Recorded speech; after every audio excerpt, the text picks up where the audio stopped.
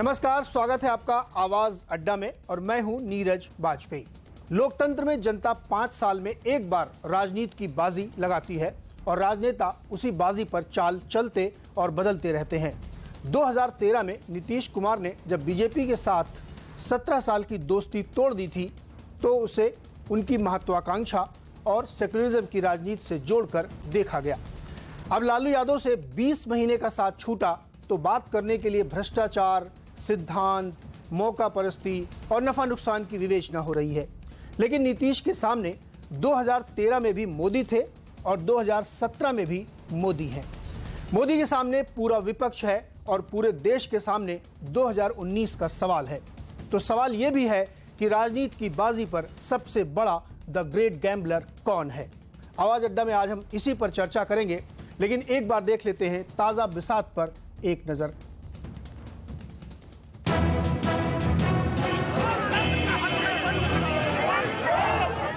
बिहार में विपक्ष का किला ध्वस्त, एक और राज्य पर बीजेपी का कब्जा। विपक्षी खेमे का सबसे भरोसेमंद चेहरा नरेंद्र मोदी और अमित शाह के पाले में, और जाते जाते नीतीश कुमार ने न सिर्फ लालू यादव के साथ अपनी असहजता को रेखांकित किया, बल्कि साफ कर दिया कि विपक्ष के पास कोई रणनीति नहीं है। मुझको कुल मिलाकर ऐसा लगा ये सोच का दायरा भी अलग है। न कोई अपना डिस्कोर्स है, न कोई अपना एजेंडा है। सिर्फ रिएक्टिव एजेंडा से कोई काम चलने वाला नहीं है। उसके लिए कुछ बात होनी चाहिए थी, लेकिन उस पर कोई चर्चा नहीं हुई इतने दिनों तक। हमने अपनी तरफ से पूरा प्रयास किया है। मगर विपक्ष है कि अब भी सिर्फ नीतीश को खोटा सिक्का बताकर अपना बचाव करना चाहता है।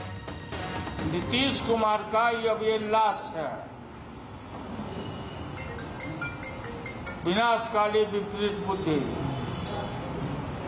हम लोगों ने नहीं इनको ढकेला है, अपने चले गए वहीं। हमें मालूम था कि 3-4 महीने से प्लानिंग चली। देखिए, हिंदुस्तान की राजनीति में यही प्रॉब्लम है। अपने स्वार्थ के लिए व्यक्ति कुछ भी कर जाता है। कोई मतलब नियम नहीं है, कोई क्रेडिबिलिटी नहीं है। सत्ता के लिए कुछ भी कर देते हैं। लेकिन क्रेडिबिलिटी को लेकर सिर्फ नीतीश निशाने पर नहीं आएंगे। भ्रष्टाचार के आरोपों में घिरे लालू यादव और उनका साथ देने वाली पार्टियों पर भी सवाल उठेंगे। भ्रष्टाचार क्या राजनीति का दस्तूर बन गया है और जनता जात पात के नाम पर उसे हर हाल में स्वीकार करती ही रहेगी? विपक्ष बिहार का बना बनाया किला नहीं बचा पाया तो यूपी समेत दूसरे राज्यों में बिखरे हुए नेताओं को कैसे समेटेगा? नीतीश के फैसले को एक लिहाज से बोल्ड माना जा सकता है, क्योंकि राजनीति के पंडितों को विपक्ष में ही उनका राजनीतिक भविष्य नजर आता था। तो क्या नीतीश ने ऐसी चाल चली है जिसमें उन्हें आभासी तौर पर नुकसान लेकिन आगे राजनीतिक फायदा ही होगा? इसे नरेंद्र मोदी अमित शाह की जोड़ी का मास्टर स्ट्रोक भी माना जाएगा, क्योंकि 2019 की जीत पक्की करने में बिहार का रोल अहम होगा और फिलहाल वहां एडवांटेज बीजेपी है। तो एडवांटेज बीजेपी है और किसने सबसे बड़ा गैम्बल किया है और किसको सबसे ज्यादा फायदा होगा, इस पे चर्चा होगी और तमाम सारे सवाल इस पे आज उठेंगे। और इसीलिए हम आपको भी जोड़ के चल रहे हैं। आज का हमारा सवाल है कि क्या नीतीश को मिलाकर मोदी ने 2019 की जीत पक्की कर ली है? आप जवाब दे सकते हैं। ट्विटर पे जाइए, CNBC_आवाज हमारा ट्विटर हैंडल है। इस पे आप हाँ या ना में जवाब दे सकते हैं। साथ ही आप मैसेज करके भी जवाब दे सकते हैं।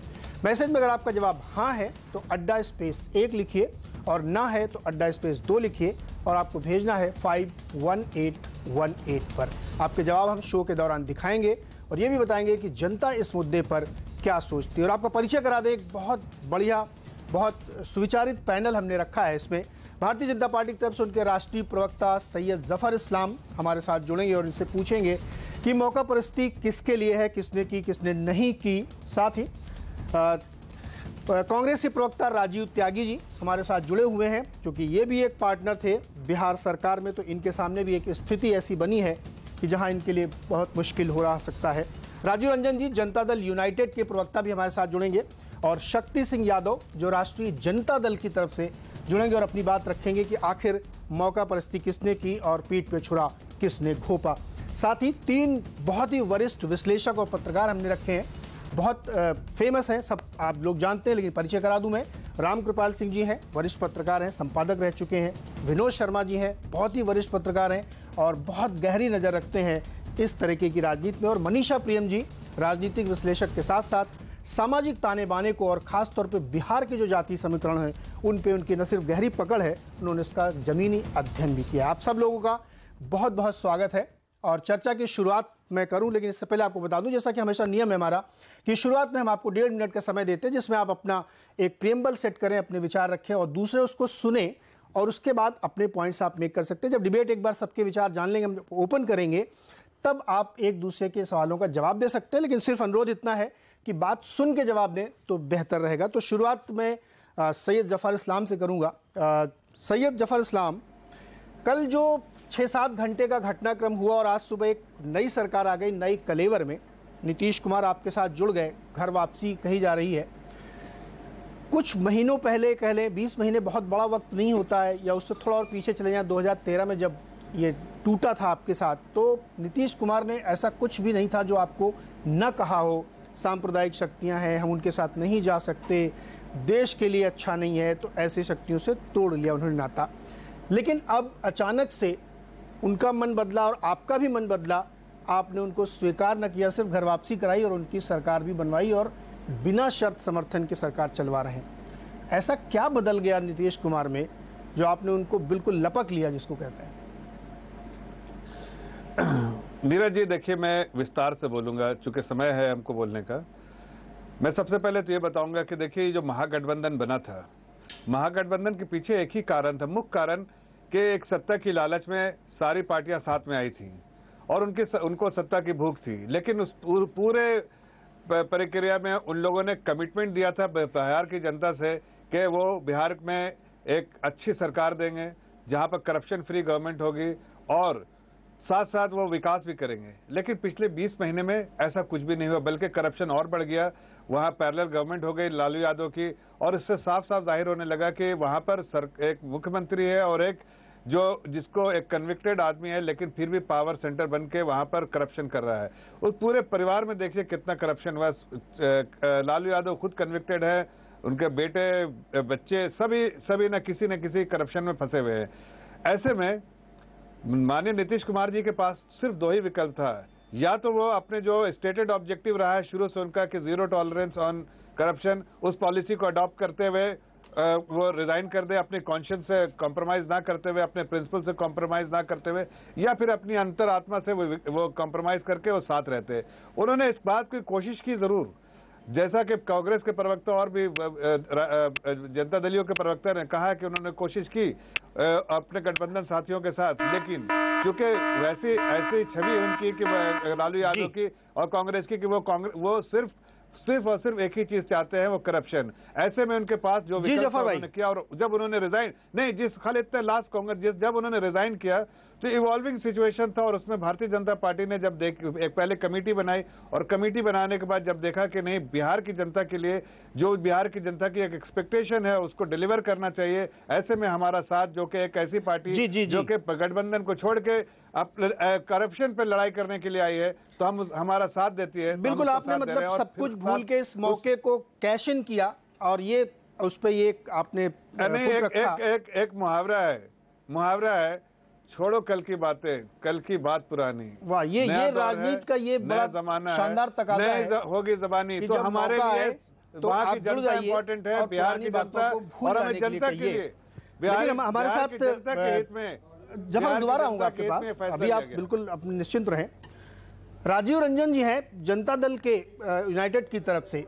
राजीव रंजन जी, आपने ये जो मौका देखा, जिस तरीके से अचानक से एक मन बदला और उसके बाद तुरंत सारा काम हो गया, और जिस तरीके से जनता दल वाले कह रहे हैं, राष्ट्रीय जनता दल की, ये एक मौका परस्ती, इसको क्यों ना माना जाए? क्योंकि कुछ समय पहले तक आप तमाम ये सारी बातें कहते थे कि उनके साथ नहीं जाएंगे। अचानक से आपको ऐसा क्या दिखा कि आपने कहा कि हमारे पास कोई ऑप्शन नहीं था, इसलिए हम वहां गए? लेकिन ऑप्शन से ज़्यादा ये एक अपॉर्चुनिज्म क्यों ना माना जाए? लोग इसको क्यों ना समझें कि नीतीश जी ने एक मौका देखा और तुरंत स्विच ओवर किया?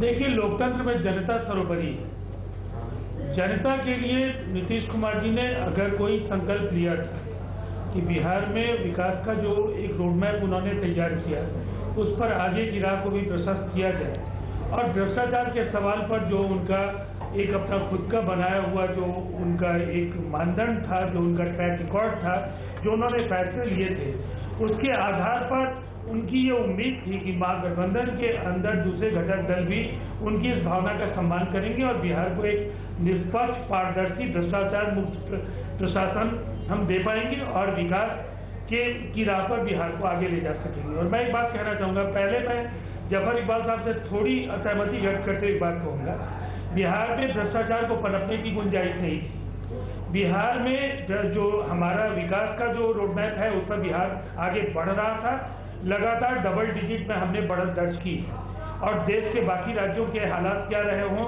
या देश का खुद का जीडीपी का ग्रोथ जो भी रहा हो, लेकिन बिहार ने उन विषम परिस्थितियों में भी जो जनता से के वायदे थे उसके अनुरूप अपना काम किया। लेकिन जो परिस्थितियां पैदा हुई उसमें कहीं ना कहीं एक असहज स्थिति बनी, और जब एफआईआर इंस्टीट्यूट हुआ, नीतीश कुमार जी ने कहा अगर ये एफआईआर इंस्टीट्यूट हुआ है तो उन बिंदुओं पर रोशनी डालिए जिनके कारण ये सवाल खड़े हो रहे हैं। और राष्ट्रीय जनता दल को एक अवसर था कि पब्लिक डोमेन में जाकर इन सवालों पर अपनी बात करें। जी राजीव, उन्होंने इस ऐतिहासिक अवसर को खोया और निश्चित तौर पर एक दूसरी सरकार बनने का मार्ग प्रशस्त हुआ, लेकिन जाने अनजाने में बिहार के लिए ये वरदान बना है, देश और राज्य दोनों ही स्थानों पर एक ऐसी सरकार बन रही है जो विकास को लेकर के, प्राथमिक तौर पर विकास को लेकर के उनका जुड़ाव है, और इसलिए हम उम्मीद करते हैं बिहार के लिए जो ये दौर है वो हिंदुस्तान के साथ साथ बिहार भी आगे बढ़े, इसका मार्ग प्रशस्त करे। जी बिल्कुल राजीव जी, ये बहुत एक तो बड़ा अच्छा तस्वीर मेरे सामने है, बहुत अच्छा परिदृश्य है कि दोनों लोग साथ में बैठे हुए हैं,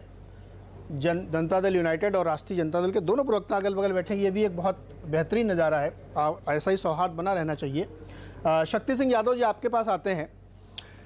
ऐसा लग रहा था जो कल नीतीश कुमार की बात सुन के कि आपने उनको टेकन फॉर ग्रांटेड ले लिया था, यानी सब चलता है, जैसे हम चल रहे हैं वैसे चलेगा और नीतीश जी सब स्वीकार करते रहेंगे। उन्होंने खुद कहा कि बहुत मैंने कोशिश की लेकिन कुछ बदल नहीं रहा था, कोई तस्वीर नहीं बदल रही थी और बात को सुन के अनसुना किया जा रहा था, इसलिए मजबूरी में ये कदम उठाना ज़रूरी हो गया था। जैसा कि अभी आपके बगल में बैठे हुए राजीव जी ने कहा कि जनता ऐसा चाहती थी। अब ये पता नहीं कौन सा एक पैरामीटर होता है जो बीच समय में ही जनता की आवाज़ लोग समझ लेते हैं।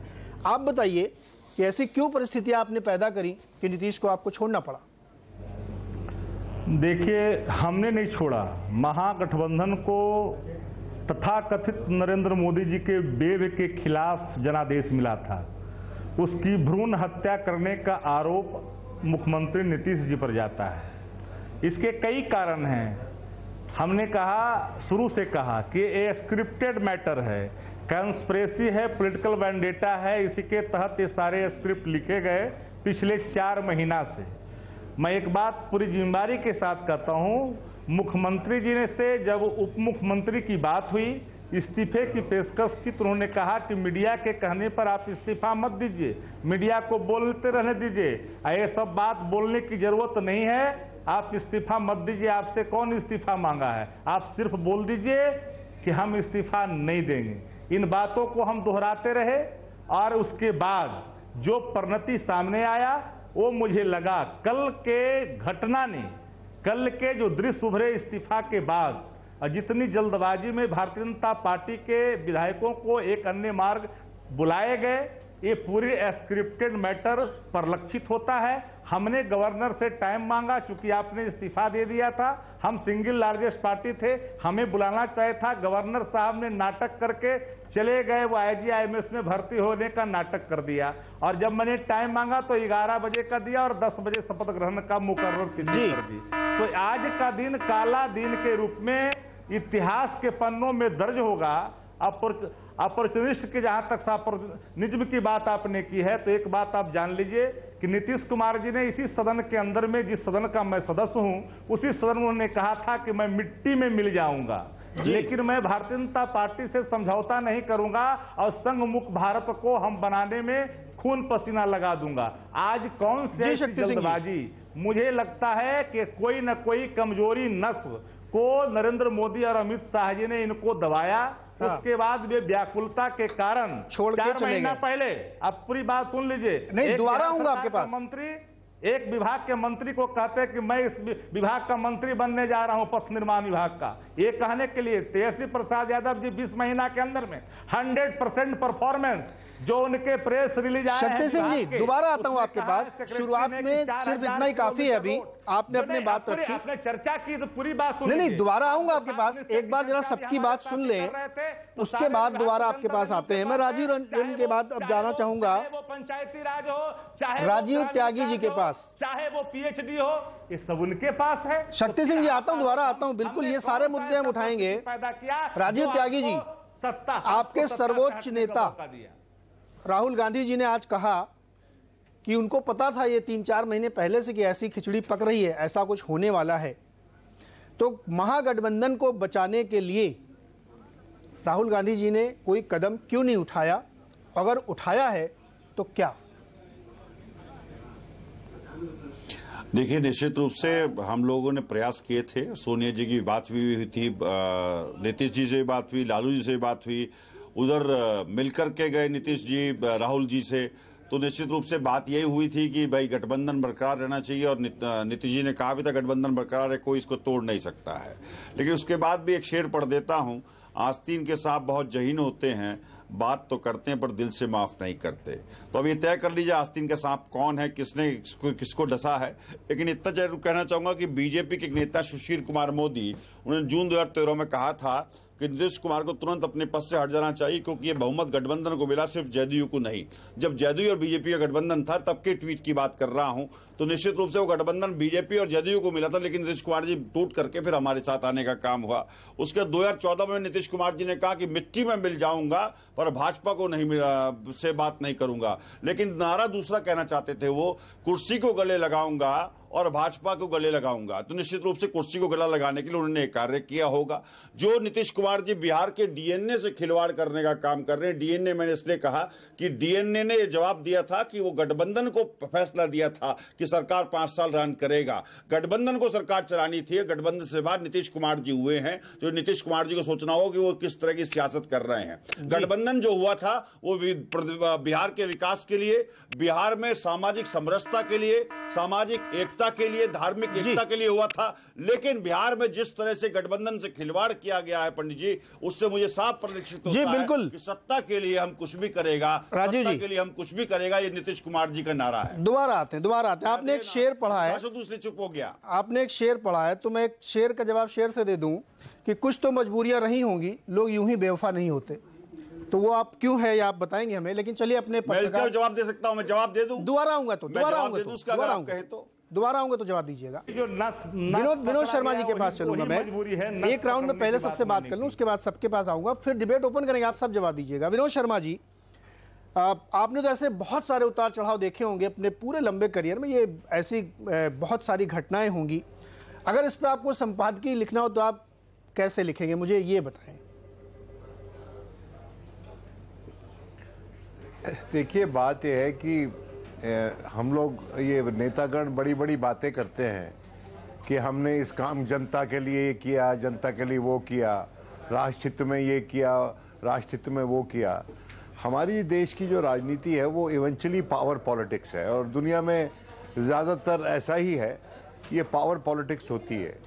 और ये जो गठबंधन बना था, ये जिस तू मैं के बीच बना था, जिस तरह के एक दूसरे पे व्यंग कसे गए, जिस तरह से एक दूसरे पे ताने दिए गए, आक्षेप लगाए गए, तो उसके बाद मैं ये सोचता हूँ कि ये एक ही पार्टी में जब नीतीश जी और मोदी जी हैं, तो मेरे सामने सबसे बड़ा प्रश्न चिन्ह ये है कि ये व्यक्तित्व परिवर्तन किसका हुआ है, मोदी जी का हुआ है कि नीतीश जी का हुआ है। और मेरी नज़र में ये व्यक्तित्व परिवर्तन नीतीश जी का हुआ है, क्योंकि नीतीश जी को इस बात से कोई गुरेज नहीं होगा कहने में कि जो उनकी सरकार चलेगी वो ज़्यादातर केंद्र के मार्गदर्शन पे चलेगी, क्योंकि पैसा केंद्र से ही आएगा। क्योंकि उन्होंने अपनी स्टेट में प्रोहिबिशन लगाया, जिसके चलते जो मेरी जानकारी है उनको लगभग 6,000 करोड़ रुपया हर साल नुकसान है रेवेन्यू का, तो उसकी एवज में उनको केंद्र से पैसे मिलेंगे, उसी के दम पे वो चलाएंगे जी।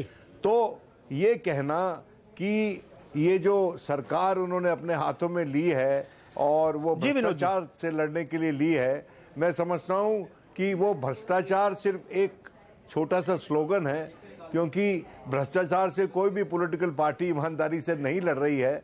जिस तरह से किड ग्लव ट्रीटमेंट जयललिता का होता था, जयललिता क्या भ्रष्ट नहीं थी, लेकिन जिस तरह से किड ग्लव ट्रीटमेंट उनका होता था, तो जहां जहां बिल्कुल सही कह रहे हैं आप, नेता से बना के एक बार तो ऐसा लगता है कि बना के रखते हैं। भ्रष्टाचार कोई मुद्दा ही नहीं रह गया, क्योंकि जब ये गठबंधन किया गया था जदयू और राजद का, तब ऐसा नहीं था कि सब लोग दूध के धुले थे, सबको सब कुछ पता था, उसके बाद भी किया। तो आप बिल्कुल सही कह रहे हैं। मनीषा जी, आपके पास आऊंगा मैं।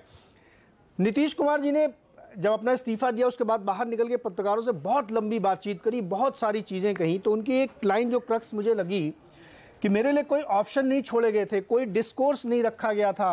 मैंने बात करी कांग्रेस में भी, मैंने बात करी लालू जी से भी, लेकिन कुछ नहीं हुआ। और ये जो परिवार था ये पूरा, उसके मोह में, पुत्र मोह में एक सरकार सेक्रीफाइस हो गई। अब पता नहीं नीतीश जी इसको मौके के तौर पर देख रहे थे, बहुत दिन से सुलग रही थी और आज हमको ट्रिगर मिला इसलिए हम बाहर हो गए, या लालू जी इस हेकड़ी में थे या इस अहम में थे कि नहीं हम जैसे चाह रहे हैं सरकार वैसे चले, क्योंकि हम बड़े भाई हैं, हमारी 80 सीटें हैं। मनीषा जी। बिल्कुल बिल्कुल, 2-3 बातें मैं कह दूं। बिहार के जमीनी नजरिए से इसको देखिए।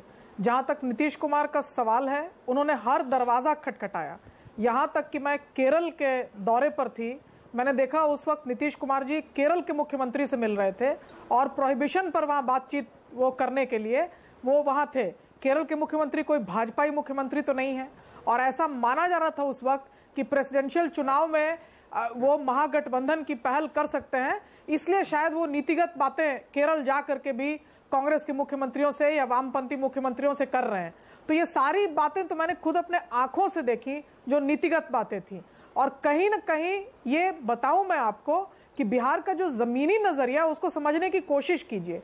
जहां दबाव पड़ा कि देखिए ये संपत्ति का बहुत बड़ा जो आपका आमदनी का जरिया है, उससे कहीं ज्यादा आपके पास संपत्ति है, तो इस दबाव में लालू जी का जो रिएक्शन पहले भी रहा है कि चारा घोटाले पे दबाव आया तो उन्होंने अपनी पत्नी को कहा ये मुख्यमंत्री बनेगी, तब भी बिल्कुल काबिल नेता उनके दाहिने बाएं दोनों तरफ थे। रघुवंश प्रसाद जी बाद में नरेगा के मंत्री बने, यहाँ वो काबिल नेता थे, लेकिन जब उन पर दबाव आता है तो इसके पहले उनका एक साला युग चला, पत्नी युग चला, और उनकी पत्नी की हस्ती इतनी ही थी कि वो अपने कबीना की मीटिंग्स भी खुद नहीं ले पाती थी, वहां चीफ सेक्रेटरी मीटिंग्स लिया करते थे, और ये कहा जाता है कि हस्ताक्षर करना भी एक दुर्गम काम था उनके लिए। इस बार भी जब दबाव पड़ना शुरू हुआ है तो आप देखिए कि उनकी पत्नी आई है, बयानों को आप देखिए। नीतीश जी को उन्होंने कहा कि उनके अतड़ी में दांत है, तो बिहार अब अगर छोड़ दिया जाता और परिवर्तन नहीं होता तो बिहार की राजनीति जो है वो एक ऐसे दलदल में जाती जो कि इस तरह की नीतिगत बातें और दिल्ली वाली बातें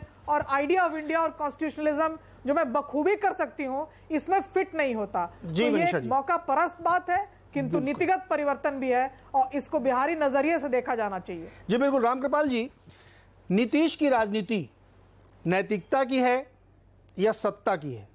देखिए, उन्होंने कहा कि मेरे सामने एक बड़ा नैतिक क्वेश्चन खड़ा कर दिया, वो एक इस समय बड़े प्रतिमूर्ति बने हुए हैं नैतिकता की, उन्होंने इस आधार पर इस्तीफा दे दिया। दूसरा पक्ष इसका यह कि सत्ता भी उनको मिल गई दोबारा, तो आप कैसे देखते हैं इसको? देखिए नीरज जी,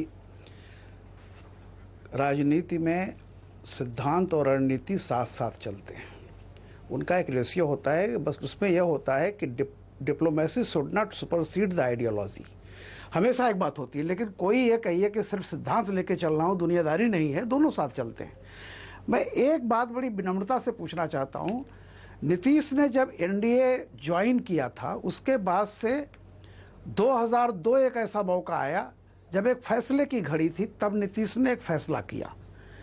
उसके बाद 2003 में नीतीश गुजरात गए थे, जहां उन्होंने पहली बार कहा था कि नरेंद्र मोदी में सिर्फ वो स्टेट में बहुत दिन तक नहीं रह सकते, उनमें पोटेंशियल है, देश वो देश का नेतृत्व देने का पोटेंशियल है। ये बिल्कुल भाषण में कहा है जिसमें सब लोग बैठे हुए हैं, नरेंद्र मोदी भी हैं, उस समय गुजरात के तमाम नेता हैं, ये है। उसके बाद फिर मौका आता है 2013 का, फिर 2017 आता है।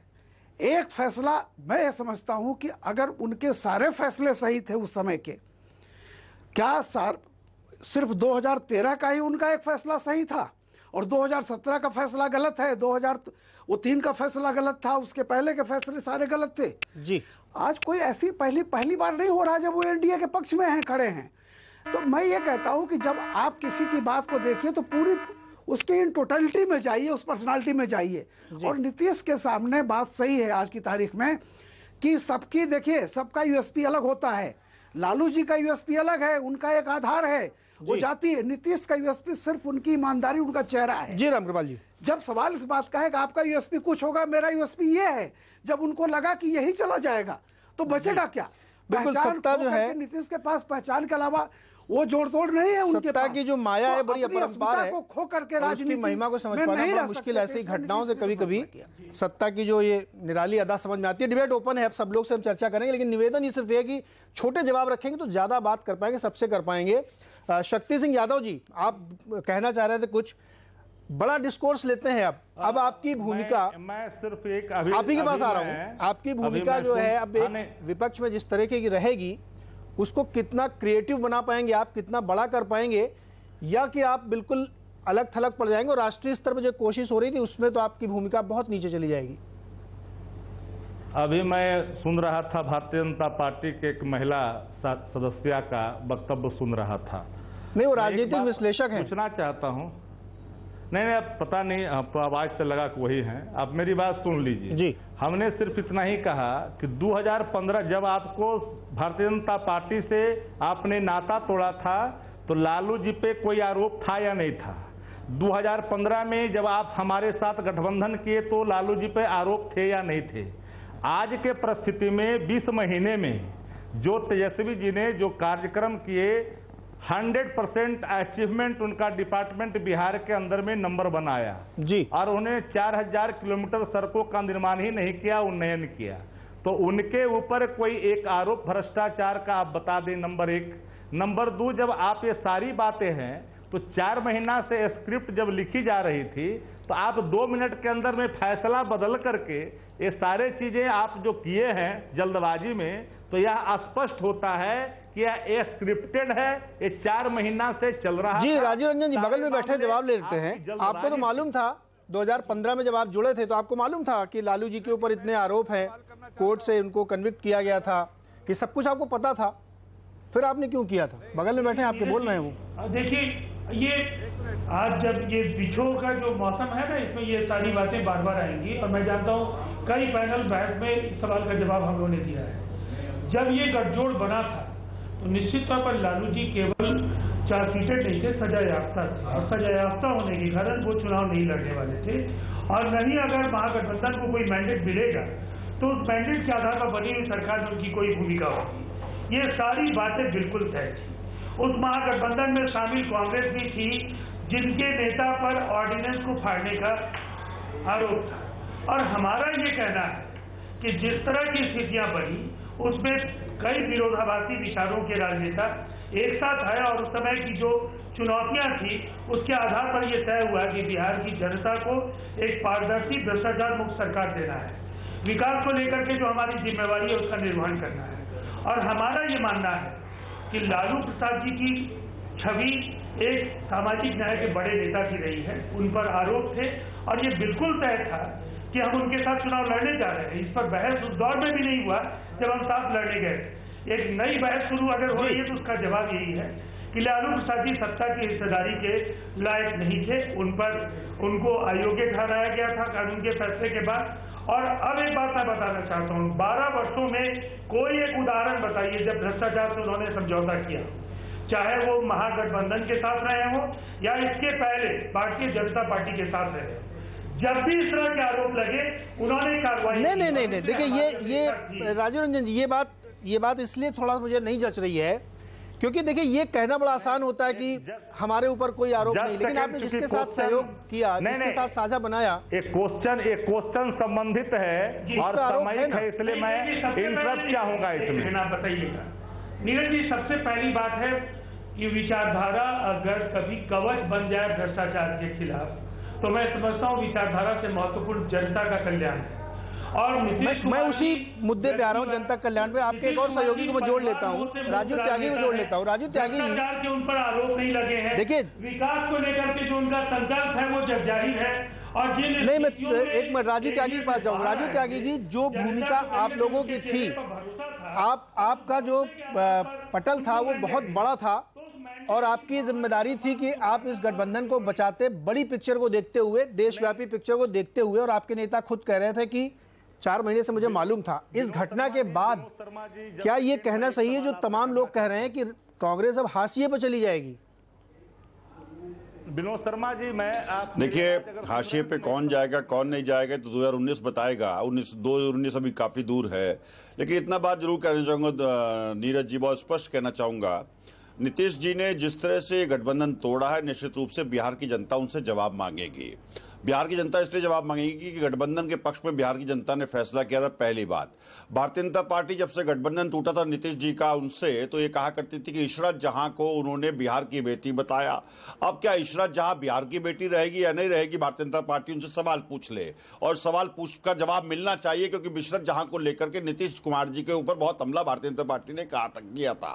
दूसरी बात जो मैं कहना चाहूंगा, जिस तरह से नीतीश कुमार जी पर हमले किए सुशील मोदी जी से लेकर स्थानीय नेतृत्व ने, जब वो हमारे साथ आए थे, तो क्या आप सुशील मोदी जी को हमला करेंगे? नहीं करेंगे, क्योंकि निश्चित रूप से ये गठबंधन अवसरवादी गठबंधन है, और अवसरवादी गठबंधन जब होते हैं तो इसी तरह से होता है। हमारे साथ भी अवसरवादी गठबंधन था। देखिए राजीव जी, अवसरवादी गठबंधन तो आपने उत्तर प्रदेश में भी किया था, अवसरवादी गठबंधन आपने बिहार में भी किया था, वो भी तो अवसरवाद था।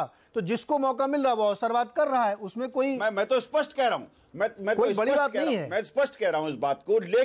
लेकिन मैंडेट मिलने के बाद हमने गठबंधन किया था, प्री पोल अलायंस किया था समाजवादी पार्टी से। आज जो उनकी सरकार बनी है उसमें उनके पास 138 लोग हैं, वो भी मैंडेटेड हैं, वो भी चुन के आए हैं, कोई बाहर थोड़े लाए हैं, वो भी मैंडेट है उनके पास। नीरज जी मैं चुन कर दूं, ये गठबंधन जो हुआ था बिहार में, माय डियर फ्रेंड, बिहार के डीएनए पे जिस तरह से प्रधानमंत्री नरेंद्र मोदी जी ने, भारतीय जनता पार्टी ने हमला किया था, बिहार की अस्मिता पे जिस तरह से हमला किया था, उसके अगेंस्ट वोट किया गया था। और राजीव जी, जिसने ये क्वेश्चन उठाया था डीएनए वाला, वही आज उनके साथ चला गया, इसलिए डीएनए क्वेश्चन अब इररिलेवेंट हो गया। चलिए मैं अपने थोड़ा और उस पर जाऊंगा। नहीं, सुनिए, डीएनए के जवाब में लालू प्रसाद यादव जी की पार्टी सबसे बड़ी पार्टी है बिहार में, डीएनए के जवाब अगर आप देखेंगे। और लालू यादव यही तो मैं लाना चाह रहा हूं कि 2019 में क्या होगा। सैयद जफर इस्लाम, जो राजीव जी कह रहे हैं 2019 में देखिए, निश्चित रूप से एक बात जहां को कह रहे थे कि वो बिहार की बेटी है, स्टेप से बदल जाती है। अब आपने उनको स्वीकार कर लिया,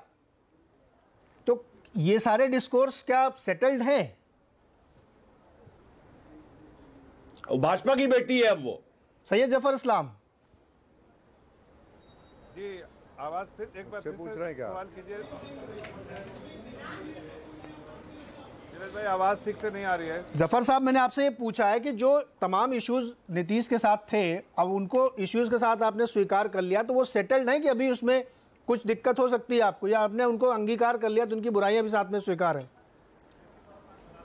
देखिए, इंपॉर्टेंट बात ये है नीरज भाई, इसको रियलाइज करना कि ये वहां पर जो प्रदेश की जनता की कुछ एक्सपेक्टेशंस हैं जी, प्रदेश की जनता के लिए हमने हाथ मिलाया है, चूंकि वो करप्शन से लड़ना चाहते थे, और करप्शन जो है बहुत बड़ा एक मेनेस है समाज के लिए, और उससे जो है पूरे समाज को नुकसान है, पर बिहार की जनता को खास के बहुत नुकसान हुआ पिछले 20 सालों में। ऐसे में हमने जो हाथ मिलाया है नीतीश कुमार जी से, तो ये सोच के मिलाया है कि प्रदेश की जनता के लिए नहीं, चलिए जफर भाई इसको थोड़ा विस्तार कर दें, क्योंकि आप लोग जवाब नहीं दे रहे। मैं टिप्पणी करना चाहूंगा, जवाब नहीं आ रहे। टिप्पणी करना चाहूंगा प्लीज। मैं आपके पास आऊंगा, मैं अपने पत्रकार भाइयों के पास जाऊंगा, पत्रकार भाइयों के पास जाऊंगा। विनोद शर्मा जी, नीरज जी एक बात बताइए, एफआईआर की बात उठाई नीतीश कुमार जी ने, क्या अमित शाह जी पे एफआईआर नहीं थी? राजीव जी, वो इररिलेवेंट हो गया है अब वहाँ सरकार बन गई, ये सब 2019 में, मैं उसी पे आ रहा हूँ। 2019 में मुद्दे उठाइएगा आप, क्या उनको इस्तीफा नहीं देना? विनोद शर्मा जी, देखिए भ्रष्टाचार पे अगर बात करें, सरकार बन गई, सब कुछ ठीक, सरकार चलेगी। अब मेरा जो बड़ा सवाल ये है कि 2019 में खुला मैदान है। नरेंद्र मोदी के सामने कोई चुनौती नहीं, एक फेस के तौर पे नीतीश जी देखे जाते थे, वो भी उनके साथ है, तो पूरा वॉकओवर है उनके लिए, क्या खुला मैदान है? मैं आपकी बात से सहमत नहीं हूं। मैं विनोद जी से एक बार जवाब ले लूं, फिर आपके पास आऊंगा। विनोद जी, जी आपका क्या सवाल है? मेरा सवाल यह है कि 2019 के लिए कोई चुनौती बची है नरेंद्र मोदी के लिए कि नहीं? ये मेरी सबसे बड़ी, देखिए सबसे बड़ी ट्रेजेडी ये है जो बिहार में हुआ है, उसकी सबसे बड़ी ट्रेजेडी यही है। और इसमें तीनों ने मिलके, कांग्रेस, जेडीयू और नीतीश कुमार की, जेडीयू की पार्टी, नीतीश कुमार की पार्टी और आरजेडी, इन तीनों पार्टियों ने परिपक्वता नहीं दिखाई, बिल्कुल मैच्योरिटी नहीं दिखाई इन्होंने। और अंततोगत्वा आज के दिन ऐसा लग रहा है कि हमारी डेमोक्रेसी विदाउट चॉइस है, वहां कोई चॉइस नहीं बची है डेमोक्रेसी में। और मैं समझता हूं इसके लिए ये तीनों जिम्मेवार हैं।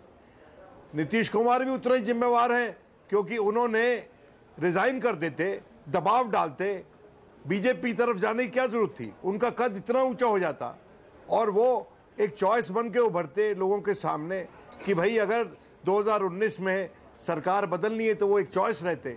उसी तरह से नीतीश को, लालू यादव अपने बेटे को त्यागपत्र क्यों नहीं दिलवा सकते थे? उसका अभी यंग है वो, और उसकी जो इमेज है वो भी एम्बेलिश होती, वो भी सुंदर बनती। और कांग्रेस हाथ में हाथ धर के बैठी हुई है। अगर कांग्रेस एक छोटे से प्रांत में एक अलायंस नहीं चलवा सकती तो देश में कैसे चलाएगी? स्तर पे एक बड़ी अलायंस कैसे चलवाएगी? बिल्कुल, ये सवाल इनको अपने आप से पूछने चाहिए। राइट सर, मैं यहाँ पे एक छोटा सा ब्रेक ले लूं, ब्रेक बहुत जरूरी है, उसके बाद लौटेंगे। तो जो विनोद जी ने बहुत पॉइंटेड सवाल रखा, यही मेरा ब्रेक के बाद का सवाल है कि जब एक छोटे से राज्य में नहीं मैनेज हो पा रहा है, आपसी कलह है, आपसी झगड़े और समझौते नहीं हो पा रहे हैं, तो लार्जर पिक्चर जो 2019 सामने खड़ा है उसमें कोई चुनौती दिख नहीं रही है, कोई फेस नहीं दिख रहा है, कोई इश्यू नहीं दिख रहा है। मध्य प्रदेश में इतना बड़ा किसान कांड हुआ, उसको बिल्कुल नज़रअंदाज किया, आप टेकअप नहीं कर पाए। इसलिए मैं कह रहा हूं कि मेरा सवाल ये कि 2019 में मोदी को चैलेंज खत्म हो गया है क्या? बिल्कुल वॉकओवर है। ब्रेक के बाद चर्चा करेंगे।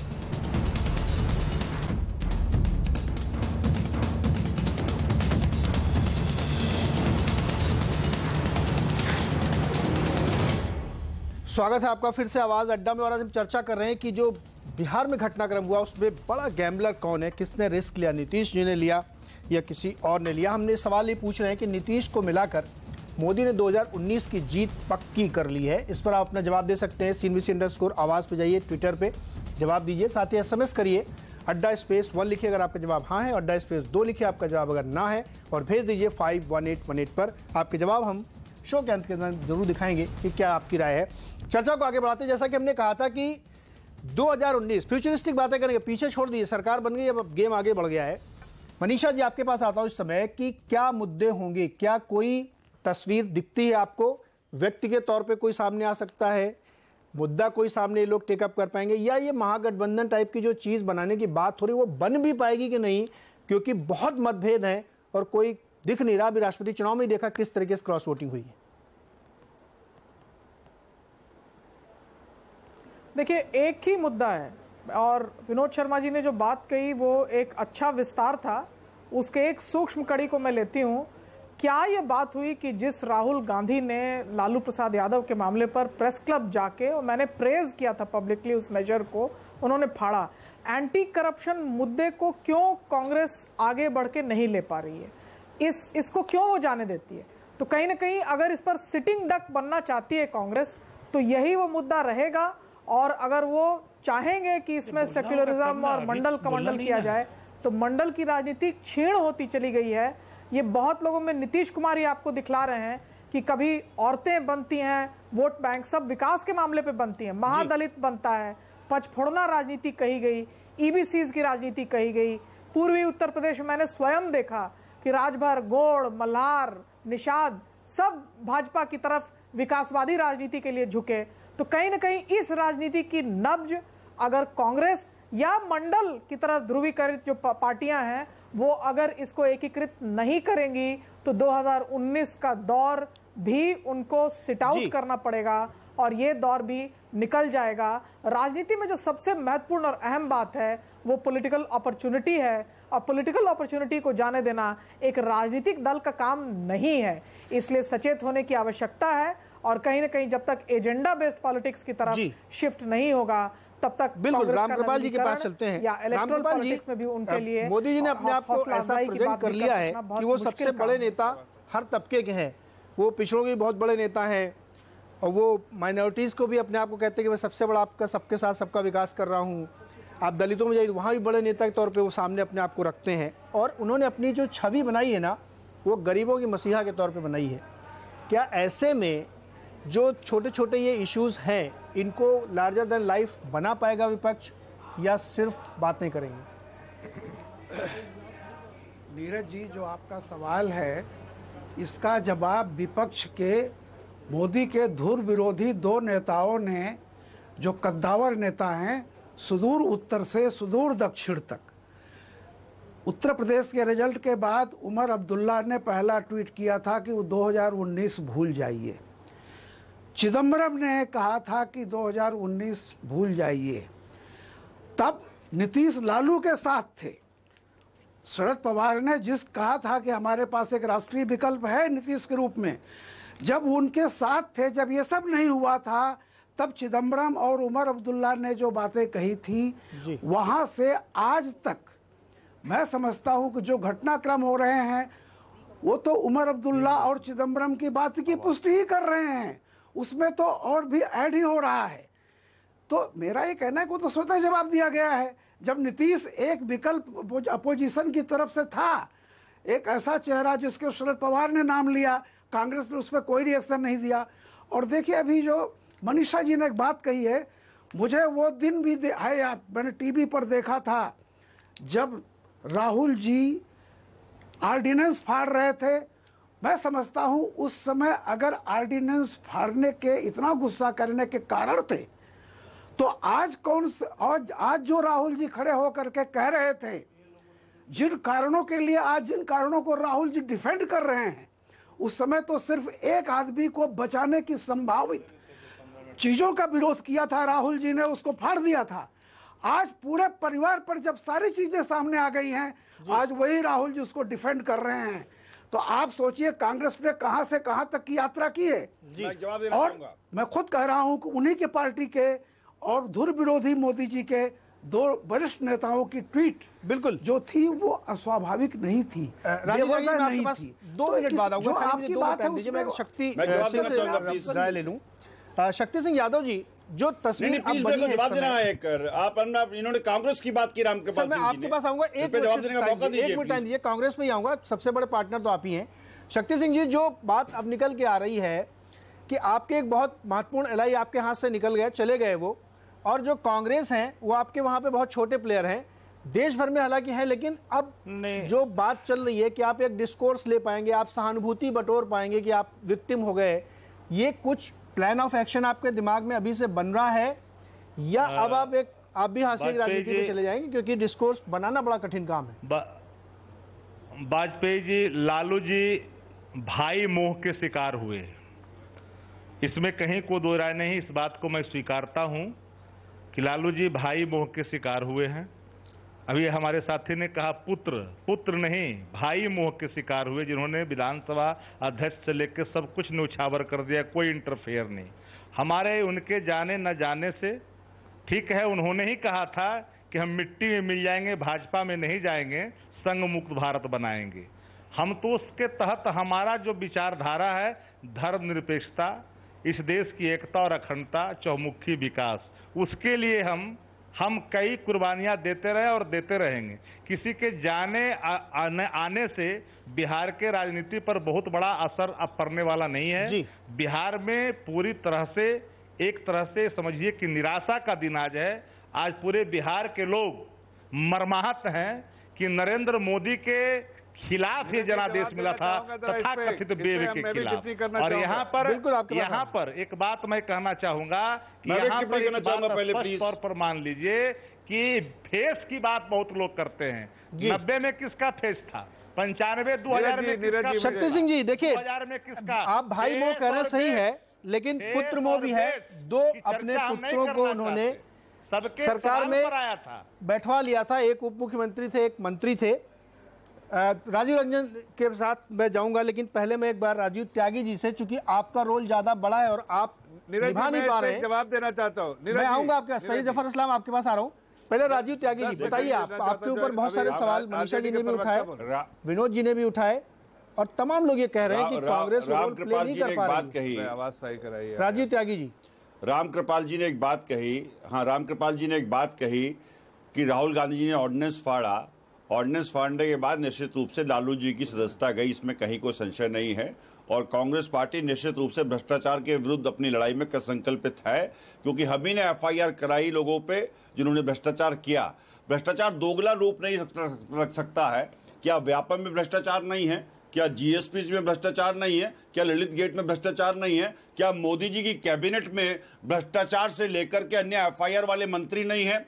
एफआईआर अगर पैमाना होता है तो नीतीश कुमार जी को यह भी कहना चाहिए कि मोदी जी पहले अपनी जो कैबिनेट है उसमें से रिजाइन कराइए सब लोगों को, तब मैं आपके साथ आऊंगा। तो नीतीश कुमार जी के प्रति मेरा भी सम्मान भाव बढ़ता है, इसमें कहीं कोई दो राय नहीं है। राजीव त्यागी, प्लान ऑफ एक्शन बताइए। तो कांग्रेस ने अपने मुद्दे चिन्हित कर रखे हैं। हाँ, कांग्रेस ने अपने मुद्दे चिन्हित कर रखे हैं। हमारा मूल मुद्दा है कि हम किसान और नौजवान को एक बिरादरी बना करके निश्चित रूप से चुनाव में जाएंगे।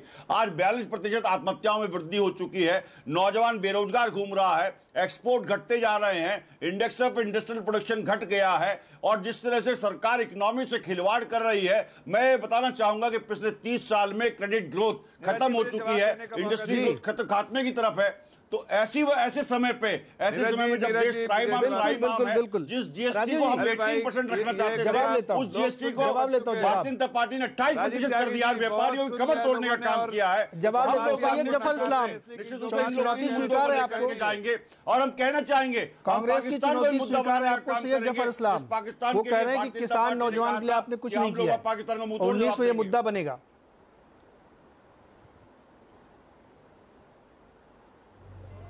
नीरज जी जी बोलिए, आप ही बोलिए। नहीं, मैं ये कह रहा हूँ कि आरजेडी के नेता जो कह रहे थे कि किसान परेशान नहीं है, क्या लोग महिला, अरे राजीव जी बोल दिया, अब सुन लीजिए, जवाब ले लीजिए। परेशान नहीं है। अभी रक्षाबंधन का त्योहार आ रहा है, नहीं, आज क्या देगा राखी के बंधन पर, ये बताने का काम करे भारतीय जनता पार्टी के नेतागण। आप जब देश की संपत्ति लूट रहे थे तब ये सब बातें नहीं ध्यान में आ रही थी। आज करप्शन का हो रहा है तो आपको ध्यान में आ रही बातें। बताइए, जो उन्होंने पूछा है उसका जवाब सीधे कह रहे थे अभी कि बिहार की जनता पर बड़ी परेशान है। एक्चुअली बिहार की जनता सबसे ज्यादा खुश है, उसको कम से कम आज निजात मिला ऐसे करप्ट पार्टियों से। 1,40,000 नौजवानों को रोक दिया और 2016 में कहीं न कहीं वोट पहुंचाया है और देश की संपत्ति लूटी है। इसलिए आपको इस कहने का अधिकार ही नहीं है। आज पहली बार बिहार की जनता कार्रवाई की, आपने बिहार की जनता आज पहली बार कहीं न कहीं अपने आप को बेहतर महसूस कर रही थी। उसको एक ऐसी पार्टी है, एक ऐसी सरकार मिली है जो अच्छे गवर्नेंस से बिलीव करती है, जो उसके हित में काम करेगी। और जहाँ तक आप देश की बात कर रहे हैं, सिवाय कांग्रेस पार्टी के, कांग्रेस पार्टी को छोड़ के पूरे, देखिए, आरोप प्रत्यारोप से कोई पॉइंट नहीं बनता है। आप दोनों लोग पहले तय कर लीजिए क्या बोलना, तब तक मैं राजीव रंजन जी के पास चलता हूँ। राजीव रंजन जी, आरोप आपके ऊपर ही बहुत लग रहे हैं और चूंकि अब आपने बड़े पिक्चर में अपने आप को शामिल कर लिया है, तो क्या 2019 बड़ी सुगमता से निकलेगा और आपका भी काम चलता रहेगा? बिहार में आपको कोई चुनौती देने वाला नहीं है? देखिए, बिहार में जो ये नया जो अलायंस बना है, इस अलायंस के पूरी तरह से स्वीप करने के चांसेस हैं। जो जमीनी स्थितियां हैं, पूरी तरह से एक नेचुरल अलायंस बिहार की जनता की दृष्टि में ये दिख रहा है। और जो आरंभिक जो रुझान जनता और पार्टी कार्यकर्ताओं के मिल रहे हैं, उसके हिसाब से जनता के अंदर हर्ष और उल्लास का वातावरण है। जो राष्ट्रीय जनता दल या कांग्रेस की हताशा है, वो हम समझ सकते हैं। बिहार के महागठबंधन के जरिए पूरे देश में भारतीय जनता पार्टी के खिलाफ बनाए जाने की स्थितियां थी। लेकिन जो कुछ भी बिहार में कांग्रेस की उदासीनता और राष्ट्रीय जनता दल की हठधर्मिता से स्थितियां बनी, उसका खामियाजा भी वहाँ राष्ट्रीय जनता दल और कांग्रेस को ही भुगतना पड़ेगा। नीतीश कुमार जी कर्मयोगी हैं और कर्म योद्धा की जो छवि है उनकी, वो जनता के बीच में बहुत ही लोकप्रिय राजनेता की उनकी छवि है, दिन रात मेहनत करने वाले नेता की छवि है, एक स्वप्न दृष्टा नेता की छवि है। बिहार में फाइनेंस कमीशन के अवार्ड, बिहार में प्लानिंग कमीशन, बिहार में स्पेशल पैकेज, बिहार में स्पेशल कैटेगरी स्टेट, ये सारे विमर्श के कभी विषय नहीं होते थे। जी बिल्कुल। बिहार का पूरा अपने पत्रकार आप कह सकते हैं कि बहस की दिशा बदलने का काम नीतीश कुमार जी ने कहा, बदला। और ये जो राजीव जी यही से मैं पॉइंट लेता हूँ, मिला है। मैं राजीव जी आप नहीं, मैं अब जाऊंगा विनोद जी के पास। विनोद जी बहुत संक्षिप्त में जवाब दीजिएगा। इस सरकार की जो केंद्र सरकार मोदी है, उसकी जो सबसे बड़ी आलोचना होती थी कि वो एक खास तबके को साथ में लेके नहीं चल पाते, लोगों के अंदर डर है, ऐसी बहुत सारी घटनाएं हुई हैं और एक उग्र राष्ट्रवाद दिखा है। उसके दूसरी तरफ जो लोग हैं वो डरे हुए थे, यानी धर्मनिरपेक्षता, सांप्रदायिक शक्तियों को रोकना है, इस नाम पे जो एका बनाने की कोशिश हो रही थी वो अब होती नहीं लग रही। क्या धर्मनिरपेक्षता वाकई कोई मुद्दा रह गया है या नहीं?